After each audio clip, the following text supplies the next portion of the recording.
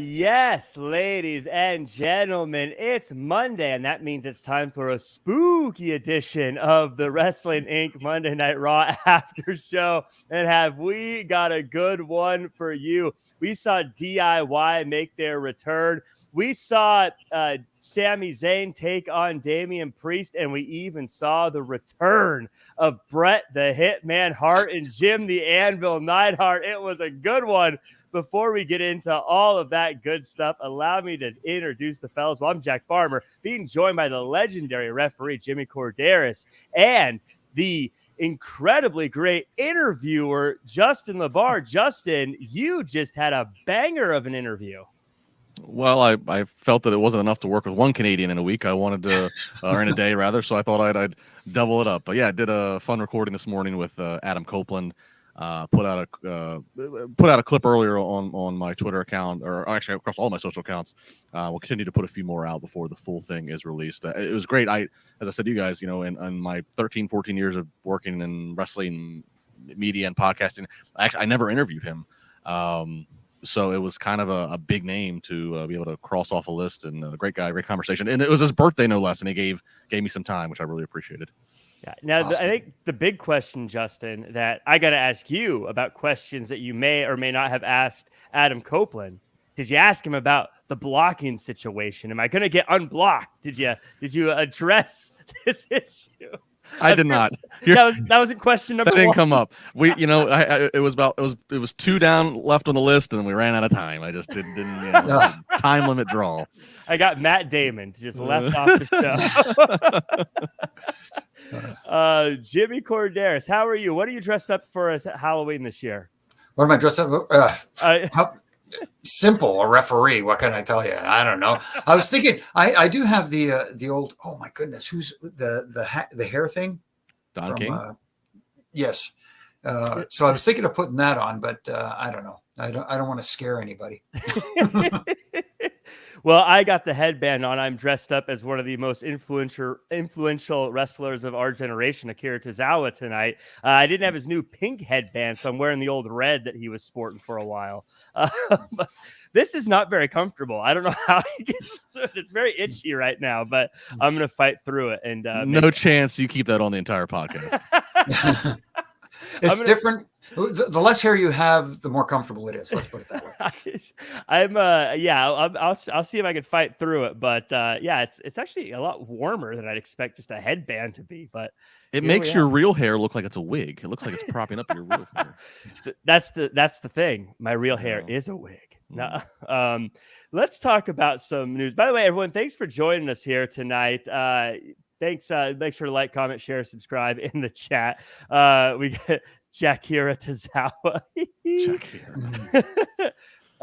So let's talk about some news.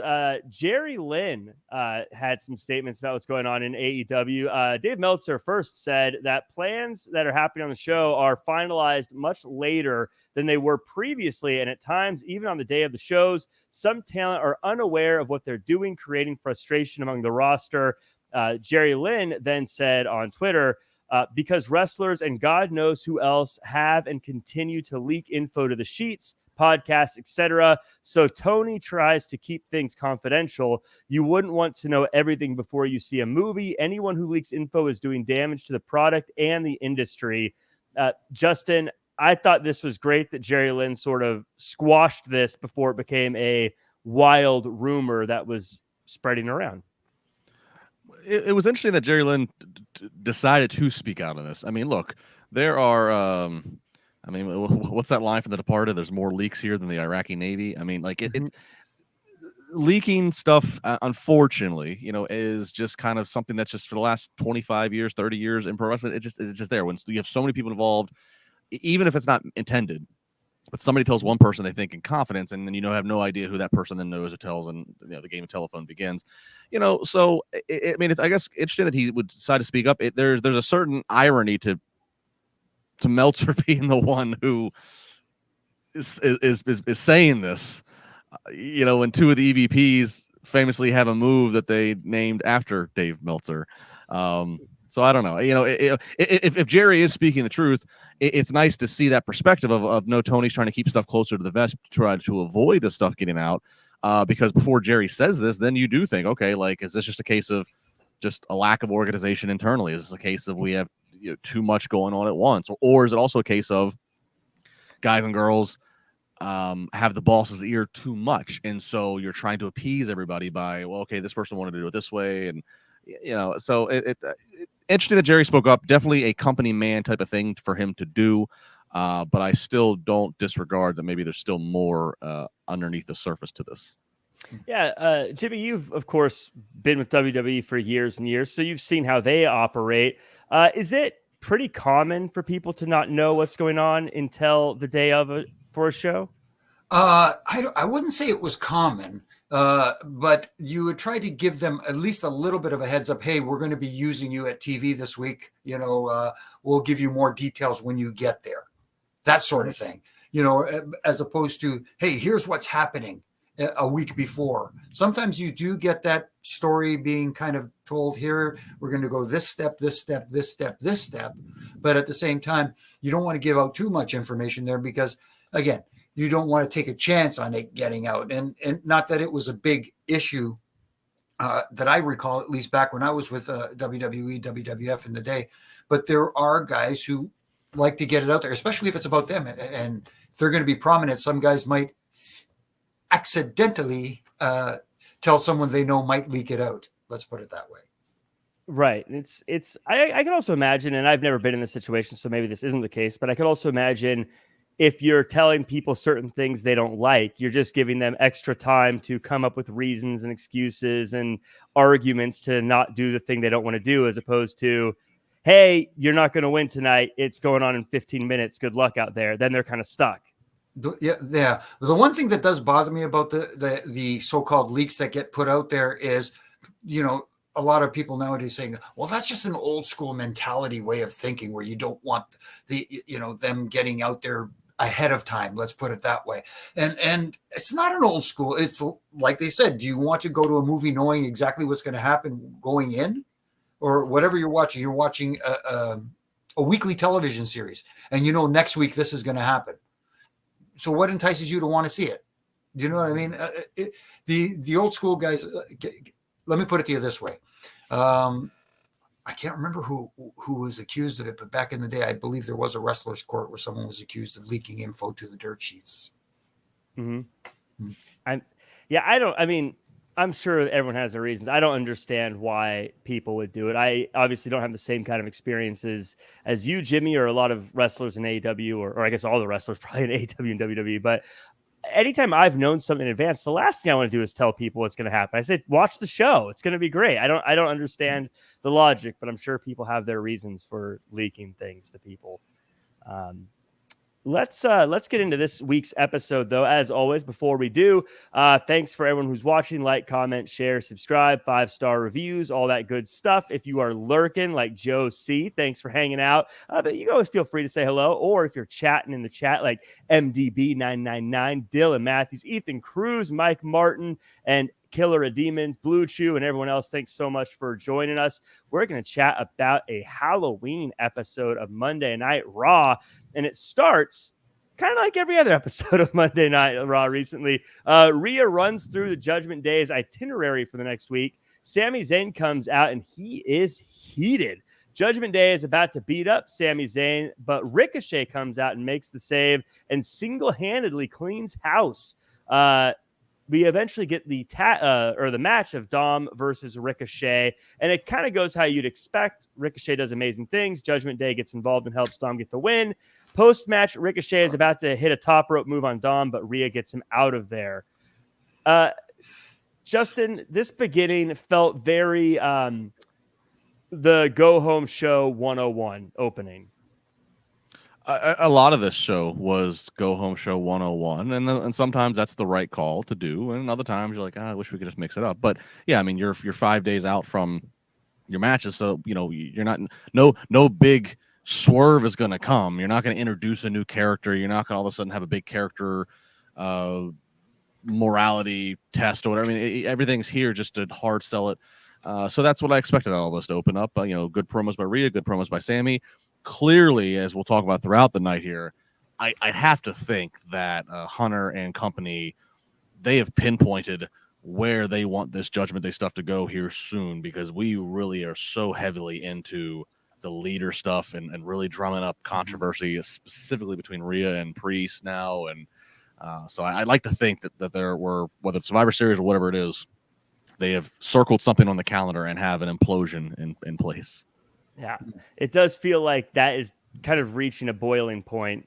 Jimmy, I wanted to ask you a bit about JD McDonough. Mm-hmm. He does a lot on this episode, but I got to ask, is he officially Judgment Day? Because they never really questioned his part of the group, and he sort of just walked out with them throughout this episode. Yeah, I don't know if it's actually been made official that he is. Yes, he is definitely a member, but he is aligned with them. Let's put it that way, at least. And even coming out at the beginning with Rhea and Dom, that was interesting. The one thing that I found even more interesting was the beginning of that match that started off between Dom and Ricochet. JD was ringside with Rhea. Ricochet came out to help Sammy. Where was Sammy for that match? Yes, I know later on he has a match against Damian Priest, but why wasn't he at ringside?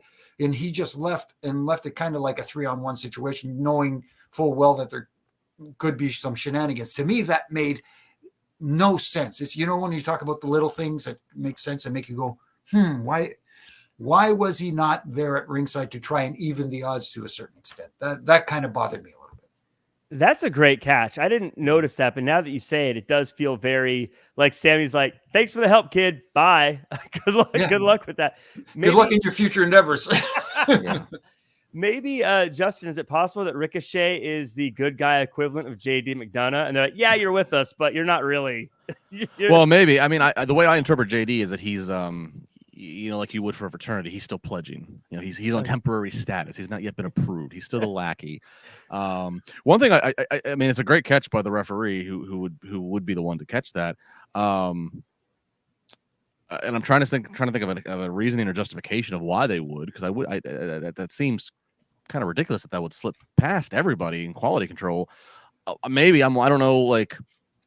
I don't even know if Sammy's going to be. Sammy doesn't have a match at Crown Jewel, and he doesn't normally travel to Saudi Arabia, does he? So maybe it was like.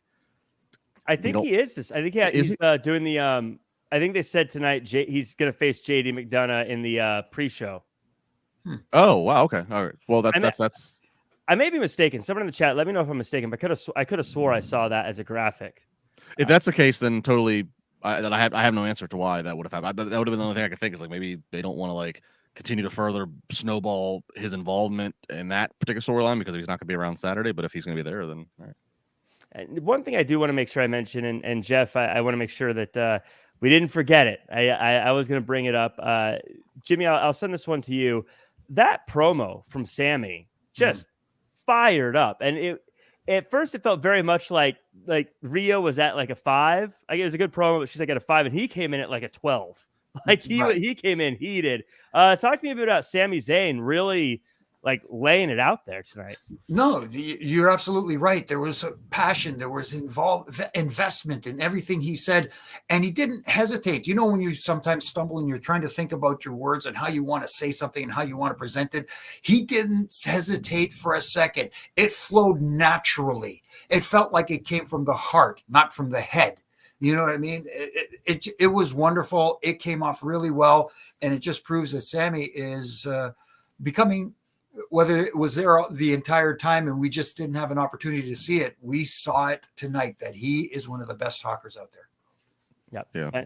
And for those in the audio or that aren't seeing the screen, yes, chat rooms confirming. Yeah, he you're right, Jack. He is confirmed, and yeah, he did go to the last Saudi show earlier this year. So I stand corrected. Yep. So it does seem interesting that someone of that caliber is going to be on the pre-show, but I guess that's just what happens when you have such a stacked roster like WWE has. Like, I mean, again, we've talked about it before. It's just an embarrassment of riches how many incredible talents WWE has right now. But we move on, and we'll just throw this in here and kind of talk about it. Throughout the course of the night, there were a lot of video packages for a lot of the competitors, particularly the women in the match facing Rhea Ripley. Justin, I love these video packages as a way to just remind us who people are and what they're doing. I kind of have a feeling a lot of these people are already flying out, or there's something along those lines, which is why we got so many video packages tonight. But I thought these all came off great and made everyone look like a threat. They did. I mean, we always say it. It's one of those production things that WWE does better than anybody. And quite frankly, with most of the women they did it for the Fatal 5-Way, even for Shinsuke, who they've been doing it now for weeks now, more often than not, unless you have a game changer of a person on the mic, right? More often than not, what you can edit together for the these 30 to 60-second packages with sound bites and visuals and music and just the entire mood, that's gonna do better than what the talent's probably gonna do with a live mic in front of potentially a live unruly audience or a quiet audience or a what. So I like this. I like this approach they did tonight for all the ladies involved in the Fatal 5-Way. I like the and also as we'll talk about Drew and some other people. Again, what they can do editing and they have control over the sound bites and the visuals. That's the way to go. And again, going back to ladies, when you have 5 competitors and we already had all 5 of them do that unique contract signing last week. So what are you going to do that's not a repeat of that? So this was a good way to sell the match, sell them, but do it and get in and get out and have control of it. Yeah, Jimmy, the power of these pre-recorded things, to Justin's point, is great if you have someone that maybe isn't as great on the microphone in front of a live crowd. And I think also just the visual of someone saying, I'm the most dangerous, wrestler in the world or whatever, as we're seeing clips of them beating someone up. It's just a great way to make me go, oh yeah, this person, regardless of maybe what their recent win-loss record is or whatever, makes you go, oh yeah, they are a dangerous person. Right. And like Justin said, nobody does it better in this industry than WWE when they put those video packages together, because they're very good at getting you, as I can't express it enough, getting invested in the person, as opposed to, yes, it's cool to say, oh, this is going to be a good match. I can't wait to see them in the ring going at it. Yes, you want that as well. But at the same time, it's the person you get invested in, whether you want to see someone win or you want to see someone get their butt handed to them or whatever the case may be. And that's what these videos do. They make you interested in the match and in the people involved in the match. And again, I hate to sound repetitive, but WWE does it. And hate to sound like the Homer, the guy, well, here he goes, but they do it better than anybody. No, it's reality. Yeah.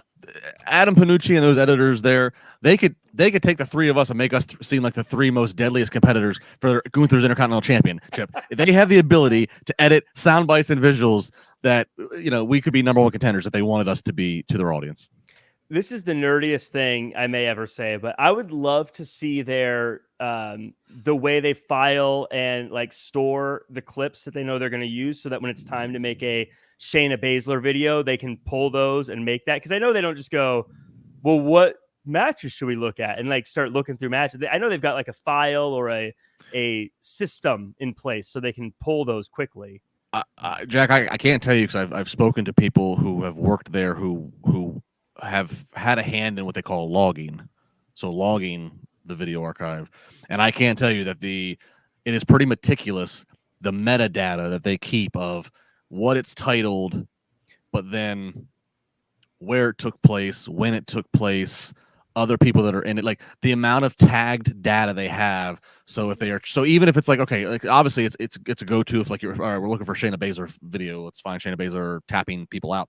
But even if it's they're creating something that's not related to a superstar, they're creating something that's for some other campaign, and they need a certain type of video and visuals, they have a way to find it through the way they log. It is pretty crazy how they log it and the extent of which they have video backed up. So in case there was ever a fire or a bomb went off, they have repeat copies stored in different ways. It's awesome. Jeez, that's so it's got to be. So the architect of whoever put that together must have been so incredible. But yeah, the way they make those videos is insane. But as we move on, though, speaking of someone who got a little video package, the Creed brothers got a hype video package to show us who they are before they face the Alpha Academy. Very athletic matchup, and Otis got the crowd very behind him throughout this one. It breaks down as Ivy Niles suplexes Akira Tozawa, and the Creeds get the win. Afterwards, Alpha Academy lift their hands and give them a little bit of love there. Justin, my big question for you. Was this a big win for the Creeds or a big loss for Alpha Academy? It was a big win for everybody. Everybody. This was a great rollout of the Creed brothers. A better 2023 version of the Body Donnas of the two guys, touting their strength and their fitness, and then having the girl in between. No, this is real. I mean, the Creed brothers presentation was well done. I thought the rollout of their NXT stars, but I mean, again, let's be real here. There's more people that are watching Raw significantly than are watching NXT. So there's a lot of first impressions going on here, and everything from the entrance to being the one brother on their knees and then coming to a stand while having their opponent in that vertical suplex. I mean, shows handoff. Yeah, I mean that's the stuff that you don't see any other act doing. So that's going to stand out right away. But then good on everybody. That match is over, and they did the handshake that told the audience it's okay to cheer for both of these teams. They're both good guys. They're both all the babyface traits you want. I thought this was. I'm not going to quantify it and say it's the best one ever, but this was one of the best I can recall. Just call-ups from NXT. Just the way they handled this. I felt for a while the Creeds were just like, they feel like they've been ready for the main roster for a long time. Of course, Jimmy, whether it feels like they are or whether they actually are is always not, we don't know it until we see it. So my question for you is the typical one. If you'd never seen them before, what did they do for you tonight? The Creed brothers, that is. They got you interested, and nicely done with the video package before the match. Thank you, because there might be, not everybody watches NXT, let's be honest, and there could be people who see them for the first time. And for a first impression, they made a hell of an impression. And that's what you want to do with that. And a lot of that, the applause goes to Chad and Otis, because, in order to go over like that, the other side has to be able to help get you over as well. And they got each other over, so to speak. I hate to, I hate to sound repetitive, but that's it. It sounds simple, but it's not. They did it so well. It looked simple. And the crowd at first was, you can tell they were kind of like, okay, what do we make of this team? But by the end of the match, they had them. And like you said, they were cheering for both, especially after the handshake too. Yeah. The thing about NXT 2.0, or I mean, I guess they always have it. Like they just have, I don't know if it's that NIL program or whatever, but they just have super athletes in NXT. And these guys, the Creed brothers are, I mean, everyone's a crazy athlete. Like you have to be such a good athlete to make it at that level in the WWE. But like the Creed brothers and some of the people they have there are just like it's like that suplex holding him while he gets up off of his knees is insane to me that he can do that. But Justin, this is the question I've been wanting to ask all night long. This is something that really kind of stuck with me here. Ivy Niles suplexed Akira Tozawa. Is she the biggest heel in all of pro wrestling now? Only in your world. Only in your world. How about Tozawa? They're getting an advertised match for next Monday. Yeah, I don't know how that's going to go for him, but we'll see. Still, it's better than nothing. Yeah, he's better than not. He's making the most of his minutes. Absolutely. All I got to say is the louder you've been getting every week, the more TV time he's getting. So I don't know what's maybe there's a correlation there somehow. Maybe. Let's go, Akira. We got this. I think Jack's the leak in WWE right now. I'm the guy. He's the iceberg that's hit the Titanic right now. No one would have guessed it. I'm the inside mole for everyone talks about, these podcasters are shills. Yeah, I'm the guy that has them in my pocket. You didn't know that, did you, folks? No. Cue the clip of "It was me, Austin." It was me all along. Yes. As I take the headband off, and I look the same. It's like the reveal of a Scooby-Doo bad guy. You just completely rip your entire face off of, and I'm Vincent Man. No, you're Akira Tozawa. I'm Akira Tozawa. Like Dylan Matthews says, Trips listens to Jack Farmer. Jack's got him on speed dial. So yes. We got a super chat from Nightmare Knee. Thank you so much. Good to see you come back, Nightmare Knee. He says, been a while since I caught you guys live. Just wanted to show some love. Nightmare Knee, thank you so much. We appreciate the support. Yeah, thank you. I recognize his name. I remember he's been a long time supporter. Hey, by the way, I'm just going to address this, and I know both of you guys saw this too. I thank you to everybody who's tweeted at any of us about your love for this podcast, and about if you've asked us why it's not on Spotify or app or wherever you get your podcast. If it's not there at the time that you've been accustomed to, just throwing it out there. We record like we're doing right now, and everybody can be part of it live. After we're done, it's out of our hands. So it's not like any of us we're not sitting around BSing talking about Akira Tozawa or something else. It's out of our hands. It's a workflow of different people, and so hopefully they can get it back to the time that you've been accustomed to. But we thank you, and stay loyal and stay patient. Yeah, and we appreciate. We did run it up the flagpole, so hopefully it should be fixed going forward. We'll see. Miz TV happened. Went for an interview with Gunther, but Kaiser and Vinci come out instead and try to make fun of the Miz, but the Miz makes fun of them. And then Gunther comes out and says he doesn't respect the Miz. Things get physical, and the Miz walks away. Later, Miz wants an IC title match, but so does Bronson Reed. Eventually, we find out there's going to be a 4-way match for the title shot. Ricochet, Bronson Reed, Ivar, and the Miz. Jimmy, this segment to me, we've praised the Miz on this show many times. This what appears to be a turn for the Miz, and the way he handled this to me tells me that this might be something that, even though he's already probably going to go into the Hall of Fame, might be game changing for how we look back at his career. It's very interesting that coming out of that situation and that interaction with Imperium and Gunther, especially, that Miz came off the babyface here.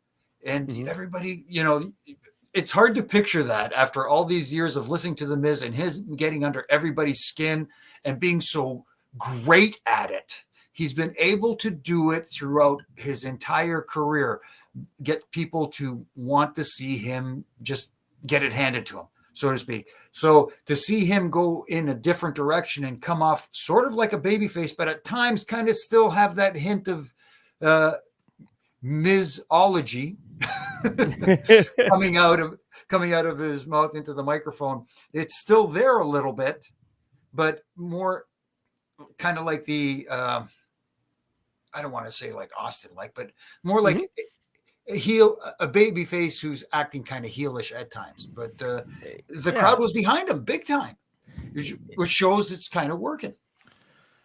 Yeah. The crowd is behind him. The crowd was behind him. He is one of the best decorated IC champions of the recent era. The Miz is. He did deliver a good retort and response to Gunther and Imperium. All that said, all that makes sense. And also, I like the Fatal 4-Way. I like the 4 competitors that they're going to have vying for the next IC #1 contender. But the Miz is such he's arguably the best heel they have. He's such a natural heel. Don't take that fastball away from him. We've seen them try to do babyface Miz, and like for long term, for months on end, and it's just I don't think it runs well. So I'm kind of hoping that if he is the person that does become, if he's the one that wins the Fatal 4-Way, if he is the next PLE opponent for Gunther for the title, yes, I get that he can be the guy that the audience is going to cheer more than they're going to cheer Gunther or Imperium. But I don't want this to be the long-term change of we're moving Miz to the babyface side of the yard, because I just don't think that's where he's best suited. Miz will be best suited if they want a babyface run out of him. When Miz finally decides to stop being a full-time competitor, he's probably the longest tenured full-time guy they have.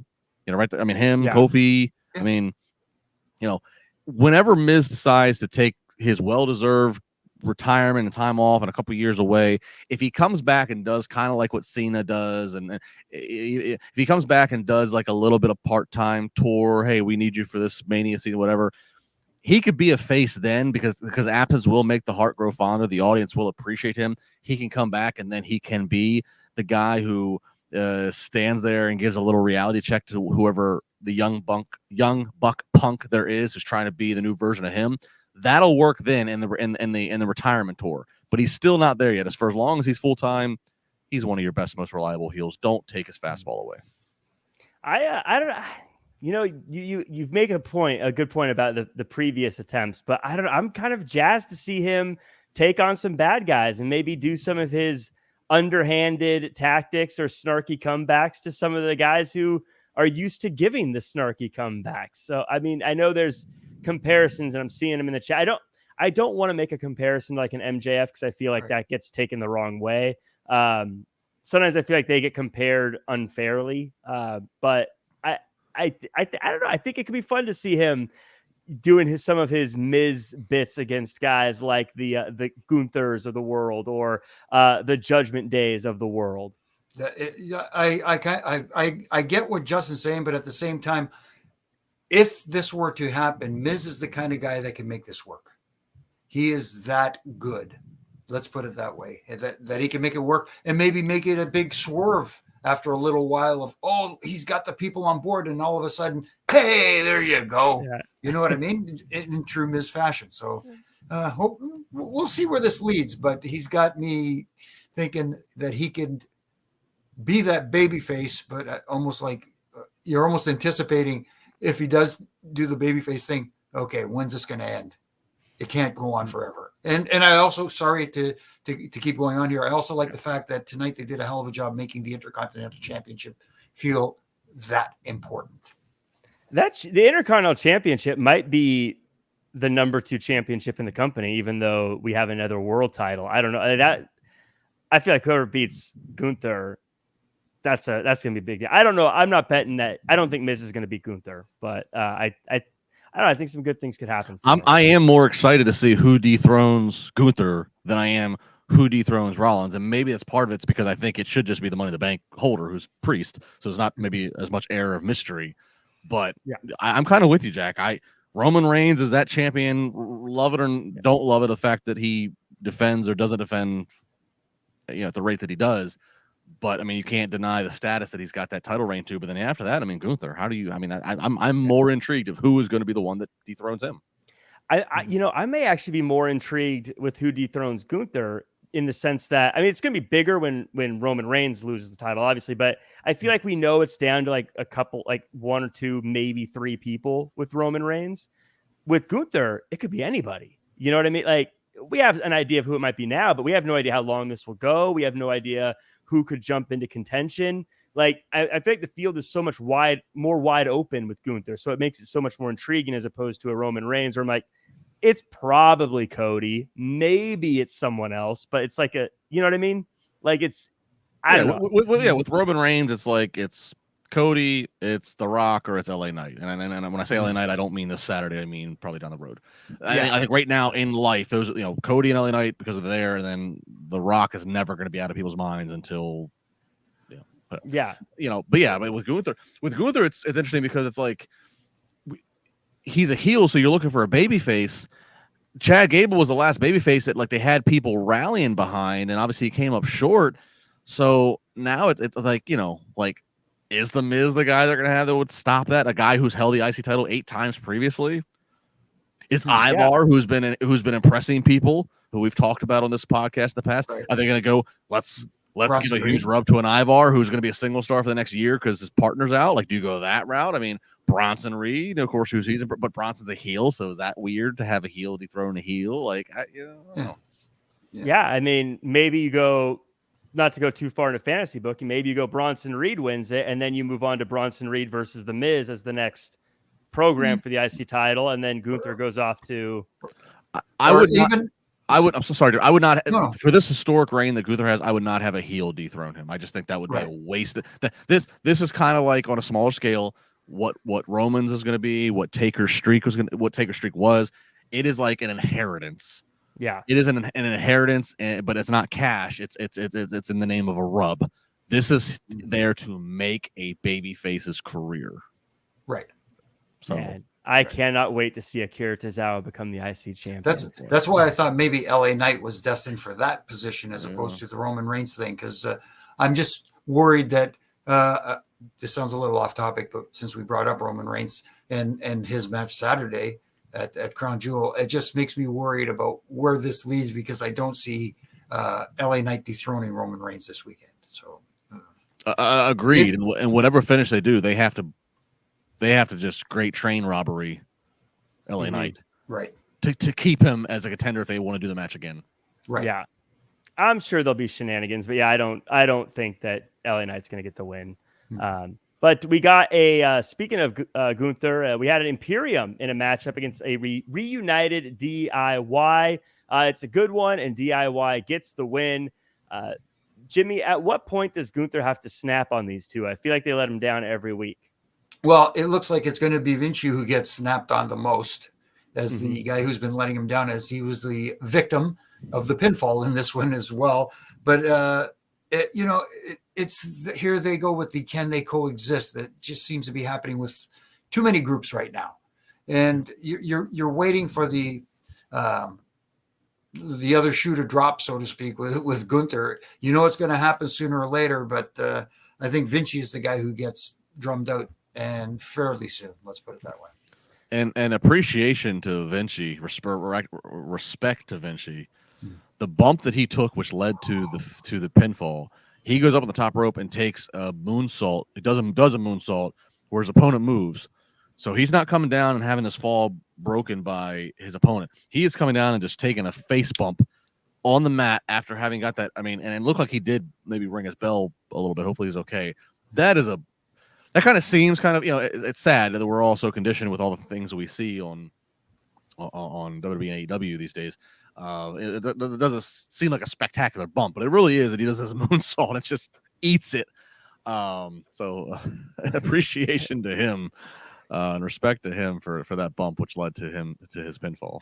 Yeah, I'm sure that did not feel good. I want to ask you though, Justin, DIY, new music, matching gear. Are you excited for the reunited DIY? Are they doing it right?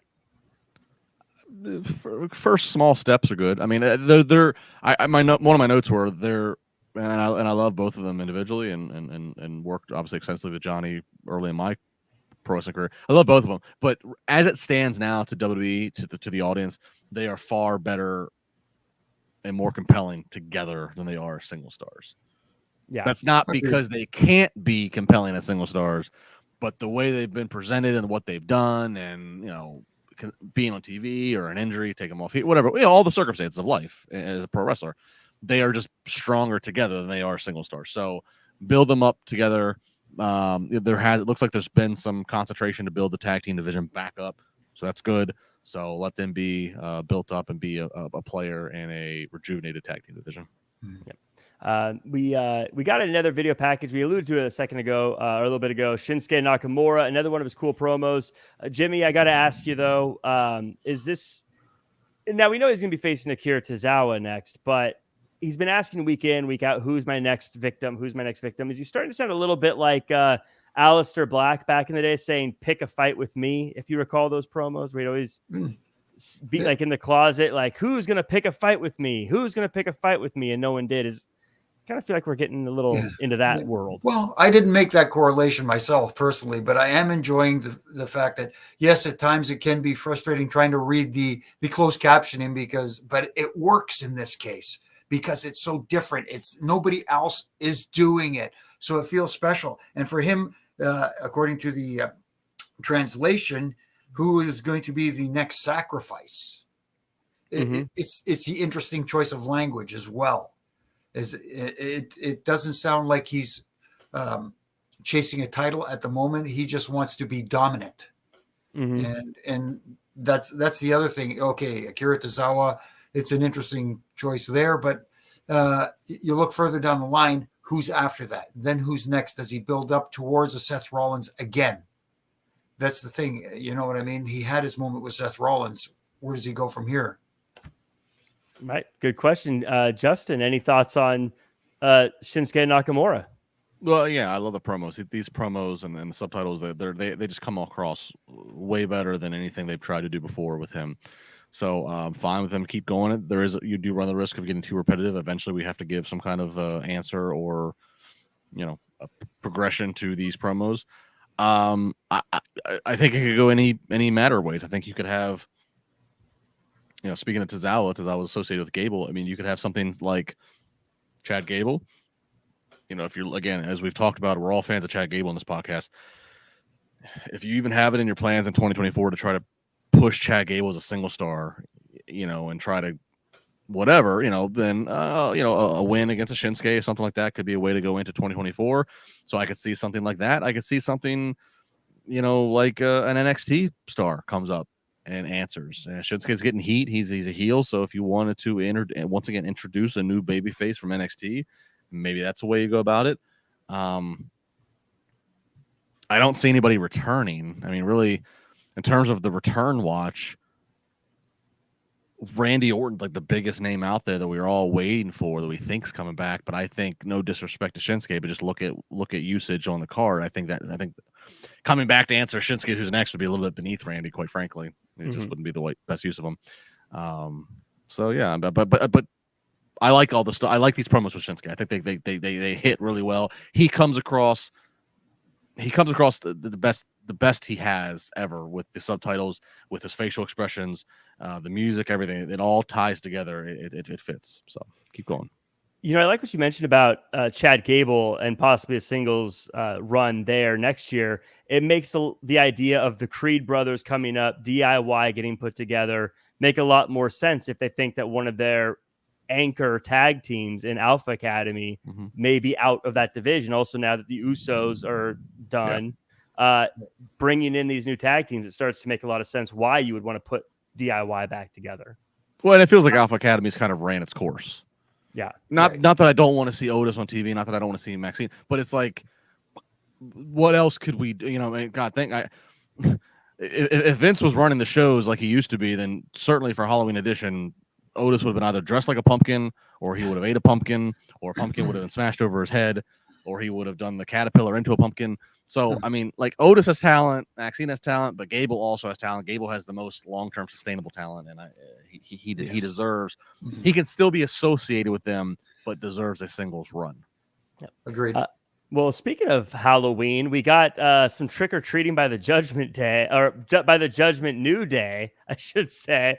And they just have their quick moment. It was fun. But basically, Judgment Day is upset that Damian Priest is upset that all of them weren't at ringside to stop Ricochet. Priest says that he may cash in, and he's upset Rhea booked him in a match. Rhea says Priest is the punishment of the group, so it's his job to deal with the punishment of things. Seth Rollins then takes on McDonough of the group.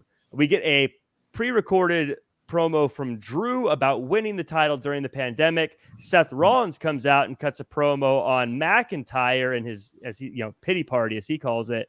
McDonough attacks Rollins from behind. They have a long match with Rollins getting the win, and he stares down Priest afterward. A lot of stuff here for Judgment Day developing, Justin. But is it just me, or does it feel like Priest is starting to get on the nerves of a lot of people in Judgment Day? Yeah, it would seem that way. And again, there could be resentment that he has that briefcase, which is a license. It's one thing if he has a briefcase, he has a license to steal to become a world champion here soon. So yeah, that's there. That's interesting. Like I said, that they really been planting that seed all night long, or not planting it, but watering that seed all night long. The Drew vignette, I thought that was a great. He obviously won his title in front of nobody, so they have him now in an empty performance center arena. I thought that was a great touch. And but then Seth's promo of boo freaking who.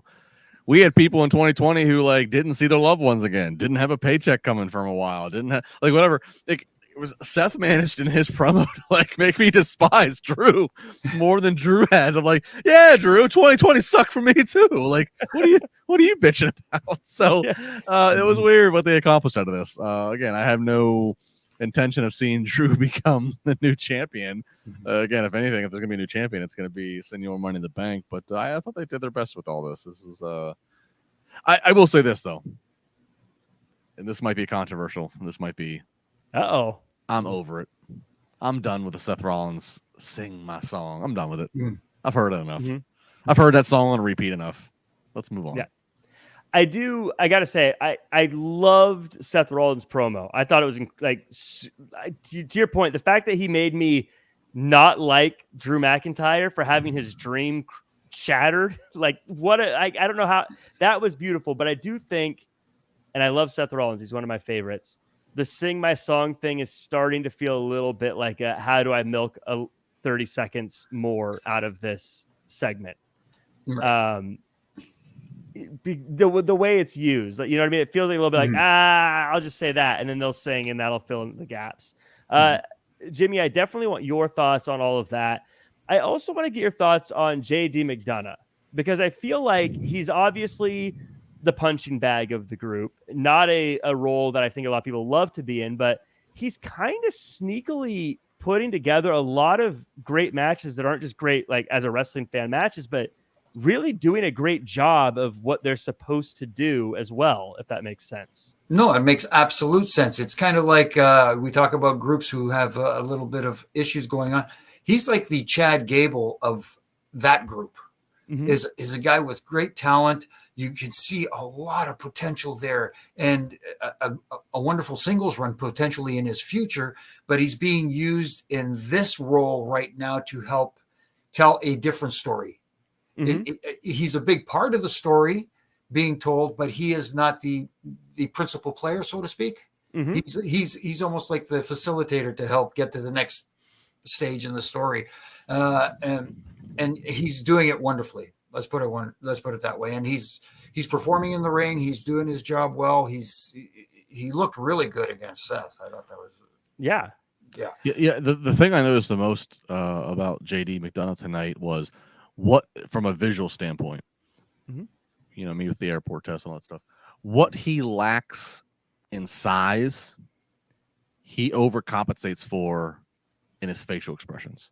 Yes. He when his hair is not covering his face, when you can see his face, he's got some menacing bad guy, you know, I'm here to hurt you kind of facial expression. So I will say he's not the biggest guy in the ring, but he's making up for that with you know, and in WWE it's all about the moneymaker. And to get back to what you were talking about earlier with the Drew situation and Seth's comments about Drew, again, realism sells. When people, you know what I mean? They felt it exactly what Drew was saying. They said, that's right. You know, he thinks he had it bad because he won the championship in front of no one. That's a terrible thing. In the wrestling world, obviously you want to do it in front of a big audience at WrestleMania, but at the same time, like Drew gave real life situations where people are like, and like, boo freaking who, you know what I mean? And people bought in. I did.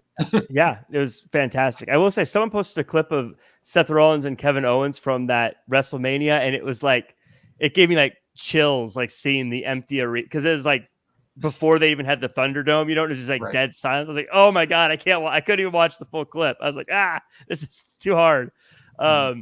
We have Candice LeRae facing Xia Li. We get a video package about Xia Li, and then commentary seemed very focused on making sure that we knew how great Xia Li is. Xia Li knocks out Candice LeRae essentially in this one pretty quick after a pretty dominant win, and then gets in Becky Lynch's face after Becky Lynch cuts a promo saying that she wants to fight Becky Lynch also. Justin, they made it very clear that they want us to believe Xia Li is absolutely dangerous. Do you believe Xia Li is absolutely dangerous?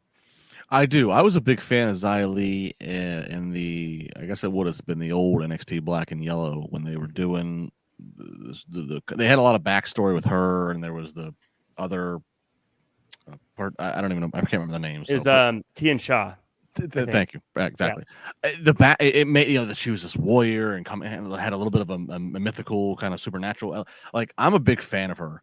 You know, she's God, she's in incredible shape. I mean, so she looks dangerous. She looks like, you know, a fighter.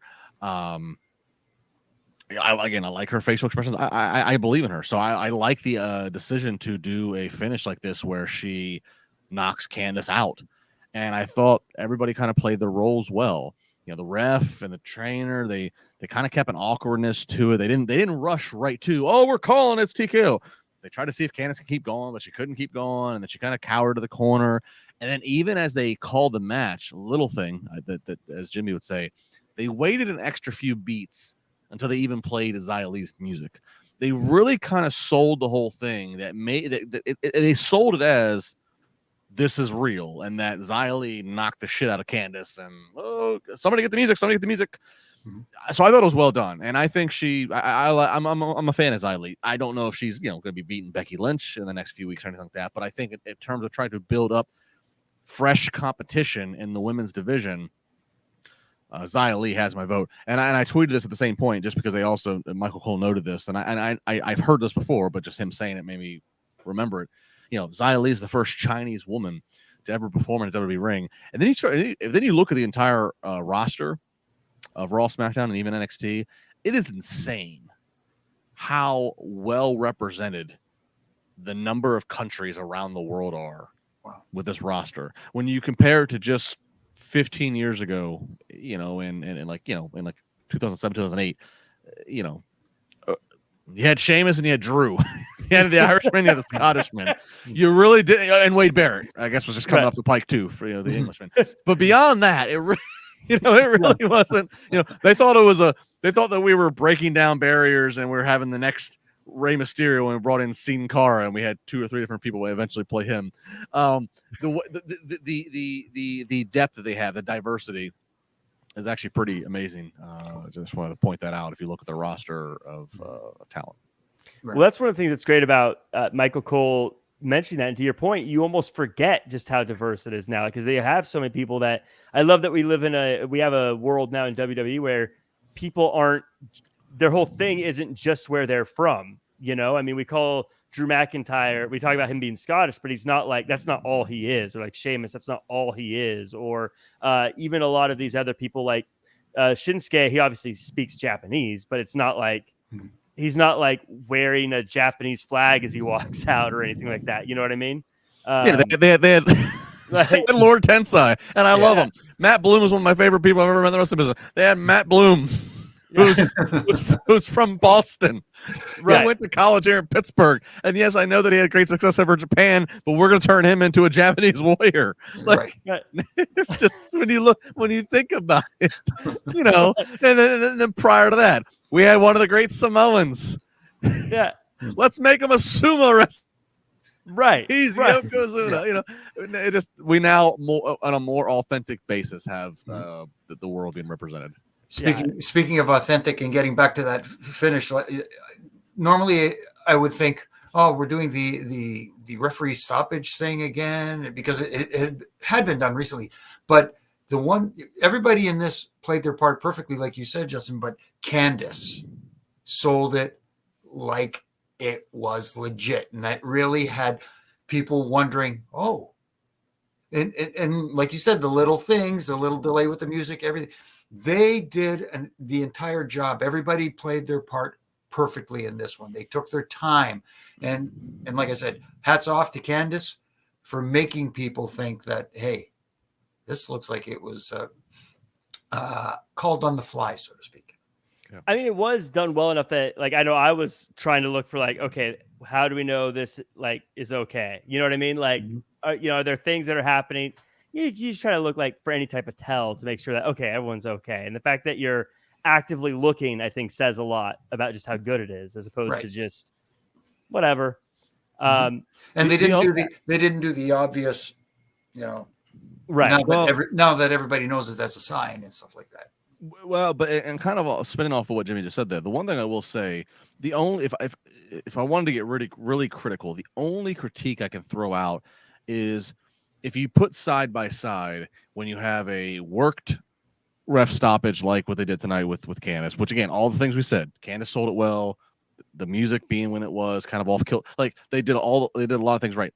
The only thing I'll say is when they bring out the medical, there is a clear difference between how the medical attends to a talent when it's a work versus when there is a quick oh shit scare. If I could be critical about anything, it's just try to see if we can replicate that better. And I don't even know who that person was. I don't know if that was an actual part of the WWE medical team, the guy in the black medical polo, or if he was an indie wrestler who was working as an extra. I don't know. That would be. He came out and he's touching Candace's head and I'm kind of like I'm not a doctor. You know, I stayed at a Holiday Inn, but I'm not a doctor. Like, should we be touching that aggressively the person's head? If we're that would be my only critique is try to replicate the medical approach and protocol for a real one as you would in the work one. But that being said, I still thought that they did a great job. Very fair point though. As we move on to something that wasn't about knockouts necessarily, we had a trick or street fight, and it was silly, it was goofy, and it was great entertainment. Nikki Cross was there. Chelsea ran around with a pumpkin on her head. Eventually, Chelsea gets the win. Jimmy Korderas, I said on Twitter, but I think Chelsea Green and Piper Niven, they win Costume of the Year, and they win Costume of the Year next year just out of pure... Like, this was incredible. I love this. I can't believe, you know what? You knew it was a great costume, especially because, you know, you'd think that Natty would be hotter, that somebody would be impersonating her late father and her uncle. But at the same time, it's almost like she wanted to say, this looks too good. Yeah. You know what I mean? You almost got that feeling for Natty, who's facing, you know, tremendous. Man, they had me. It was like, how do I boo these people? Yeah. This was Justin, this is one of those segments that, like, I feel like there's a segment of wrestling fans that are crabby at this, but this was just silly, stupid fun. I don't know how you don't have a smile on your face when you're watching this. This is where the show becomes it's entertainment. It's a buffet. We're gonna laugh at ourselves. Even commentary. Michael Cole and Wade Barrett were just cutting it up.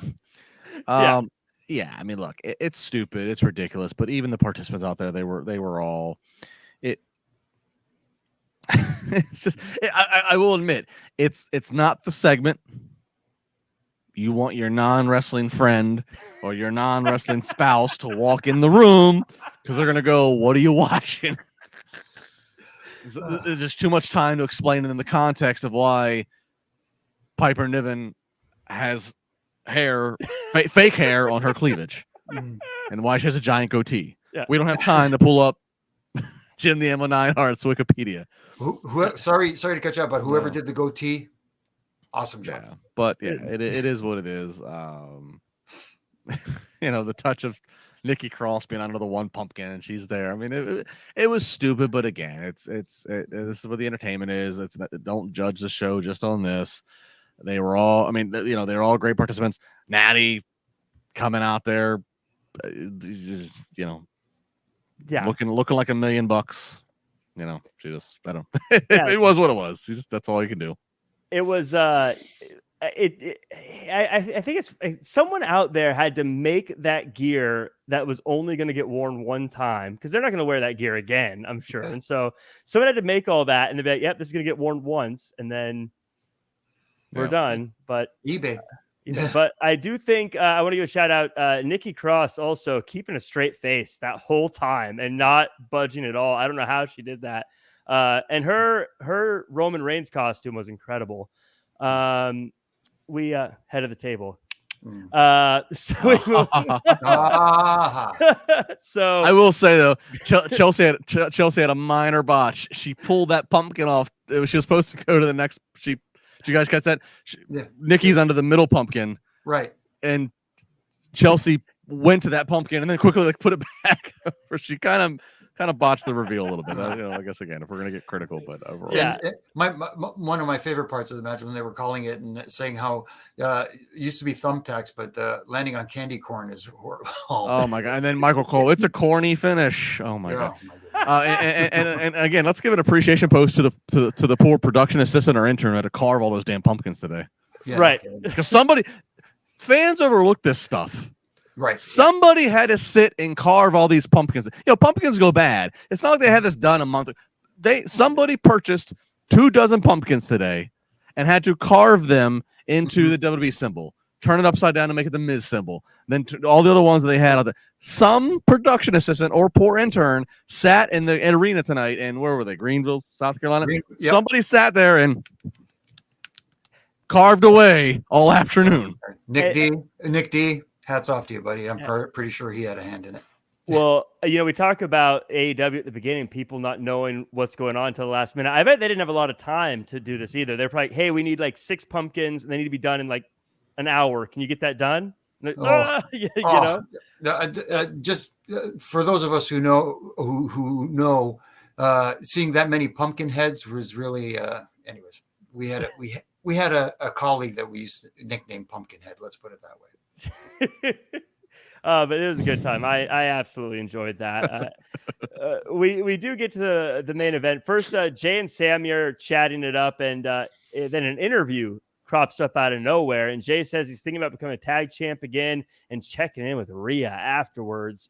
Then we get to the main event, Sami Zayn versus Damian Priest. Eventually, Judgment Day come out. Priest uses the Reckoning Crossroads type move. Jey Uso comes out and kicks Damian Priest, and that gets Sammy DQ'd. Then Judgment Day beat up the two good guys. Cody comes out. He fights off Priest. Eventually, McDonough takes the Crossroads on the table twice, and the good guys stand tall, and Cody cuts an amazing promo. Justin, for this being a go-home holiday show before a big event where everyone's halfway across the world, there was a bunch of like incredible promos capped off by this one by Cody at the end. As it should be. Promos are what sells. That's the final go home. That's what sells. There's no more physicality you need to be doing. This is all about talking people into the building and talk. Obviously, the Crown Jewel sold out and it's a paid show, and you're talking people into watching on Peacock or purchasing Peacock if they haven't already. So yeah, this was a good finish. Cody's promo was great. This might have been the best Cody promo in this recent sequence of this storyline, this feud. And again, shout out to JD McDonough taking two pretty gnarly bumps on that table that did not break. It was strong. This show tonight was certainly stronger than last Monday's. Maybe I attribute that to last Monday. It's like, all right, well, we can't really do much more.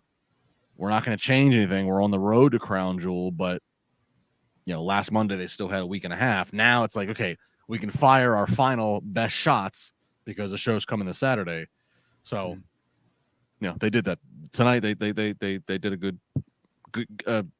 They did a very solid go home effort with most of the stories, I would say. Right. Yeah. Jimmy, any thoughts on this final chunk of the show? And real quick, I do want to say about that those JBD McDonough on the table again. He took those perfectly. Like he landed flat in the middle, looked great. I'm sure it hurt, but anyways, Jimmy, not to cut you off. What were your thoughts on the end of this? No, they did look like they hurt, and it's funny how they look like they hurt more when the table doesn't break than when it does. Yeah, it just feels so solid. But no, I agree with you guys. This was awesome. And again, Cody being great. One of the best lines that Cody threw out there, he called Damian Priest a walk behind her. Mm-hmm. That was a great line. It was like, oh my goodness, this is almost like a T-shirt waiting to happen or something like that. They did, like Justin said, they did a heck of a job with their video packages, with their storytelling, and with the promo work tonight to talk people in front of their television sets and to purchase it. If you're where you have to buy it on pay-per-view, like here in Canada, it's on pay-per-view. You have to, or get it on the WWE network, whatever the case may be. That's the goal. And that's what they did tonight. They did a heck of a job of talking people into wanting to see what happens on Saturday. Yeah. So real quick, because the three of us aren't going to be on air together again until next Monday, right? Mm-hmm. So like you look at Saturday, you look at Crown Jewel. Like I think we've all agreed. We all love LA Knight, but LA Knight's not beating Roman Reigns in Saudi Arabia. No, probably not. Okay. But Triple H is going to book something to make this a note. So what is it? Does Priest cash in? Does Priest have a failed cash in? Does Logan Paul beat Rey Mysterio, and is Logan Paul the representative of the United States of America as U.S. champion? We had Bianca and Io. Is there a change there? Does Rhea drop? So I guess what I'm asking is, what's the big headline coming out of Crown Jewel? Well, if there is a cash-in attempt, wouldn't it be interesting if it was somebody from Judgment Day who costs Damian Priest that attempt at a cash-in, whoever it may be against, whether it is Seth Rollins, and then that escalates the can they coexist? There's no way he can coexist with somebody who costs him the opportunity at the Money in the Bank cash-in. So, and is it a JD McDonough? Or is it someone else? Well, I would think it'd be more like a Finn Balor, somebody who's been a full-time member of Judgment Day, who's got some jealousy issues or something. Here's my too many potatoes prediction. Is I have a feeling Drew McIntyre beats Seth Rollins, and then when Damian Priest tries to cash in, Judgment Day stops him, and they replace Damian Priest with Drew McIntyre, and Drew McIntyre says the business with Rhea was, if you stop Damian Priest from cashing in, I'm going to join Judgment Day. Oof. Oh. That's my my head is spinning now. I would say this to that point, Jack. If Drew, I don't buy in as much of him joining Judgment Day, but to the point of if he beats Seth and is now the champion for 1 minute before Priest cashes in on him successfully, off and running with more Drew McIntyre heel whining of, I finally won in front of a crowd, and then it was stolen away from me before I could even finish wiping the sweat off my brow. So that would be something. So there's options here. That's a good story too, because then it's full steam ahead for Drew versus Judgment Day. That's one of the beauties of this match. There are options, and it's not as clear cut as, I can't see so-and-so winning, or I can't see so-and-so winning. This one here is like, I can see so-and-so winning. I can see somebody cashing in. I can see possibly this, there, like you said, options. And that's what I'm looking forward to see which option they do take. So Rhea only has a 20% chance, but does Rhea retain? I think no, because I think she's got other stuff. No, I'm about to say everyone's gonna because I think Logan Paul's gonna win the title too. So I think Rhea retains because they're not gonna have like every title change, unless she retains thanks to the handiwork of Nia Jax doing all the heavy lifting, so to speak, and she kind of like sneaks a win in there, saying, "See, I defeated all." I think for all these seeds and questions of Rhea's obviously the de facto leader. She has to retain. She has to still be champion. Otherwise, if she loses the title, she loses a lot of stroke.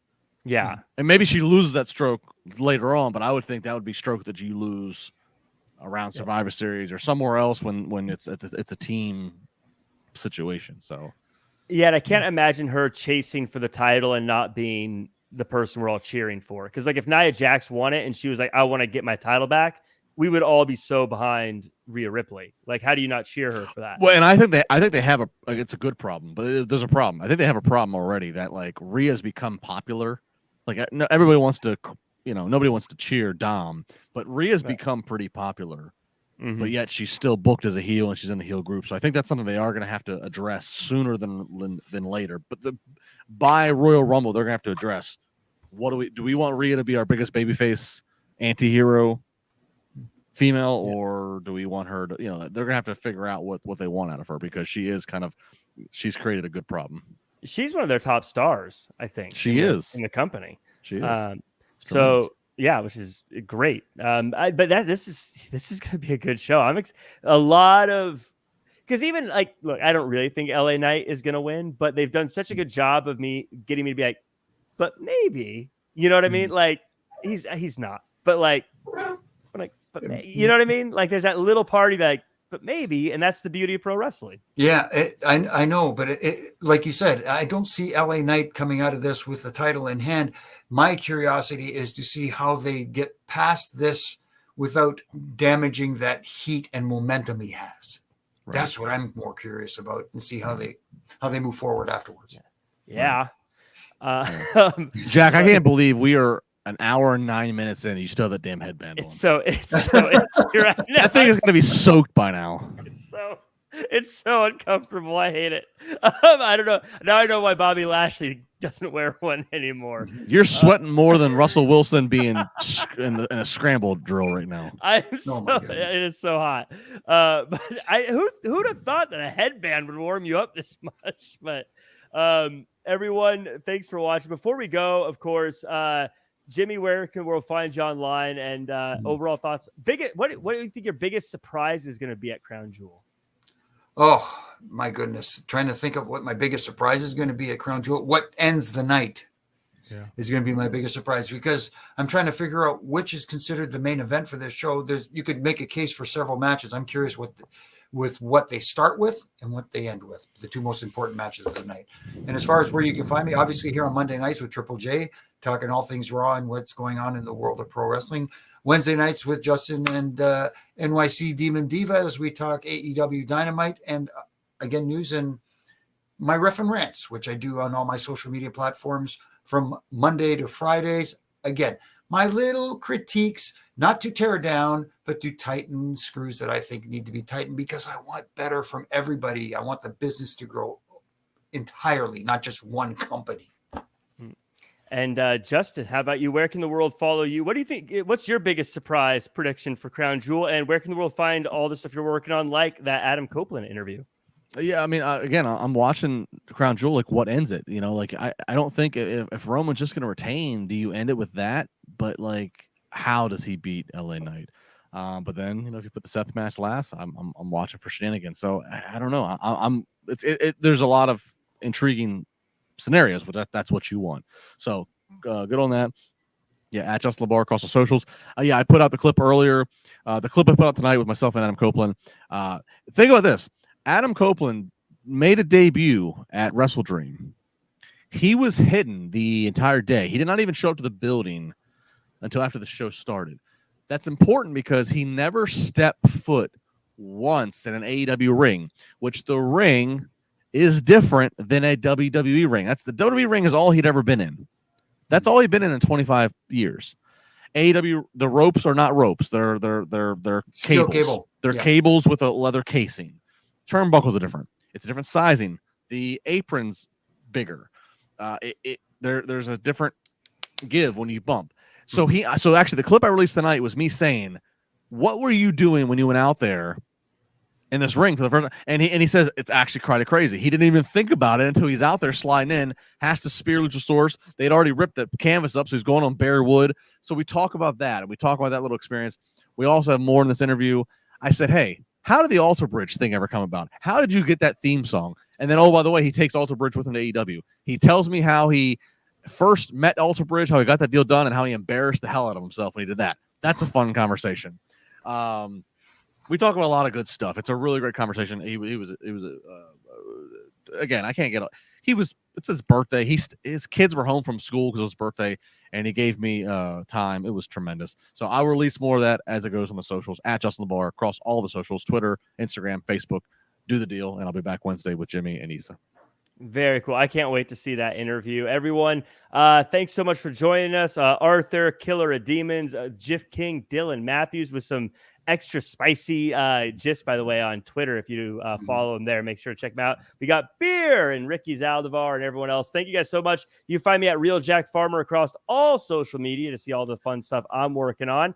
Didn't interview Adam Copeland, but you can still see the stuff I'm working on there. And make sure to follow at Wrestling Inc. for all the wrestling news and reviews. In fact, we got a review tomorrow for night 2 of Halloween Havoc. You're not going to miss it. Until next time, see ya.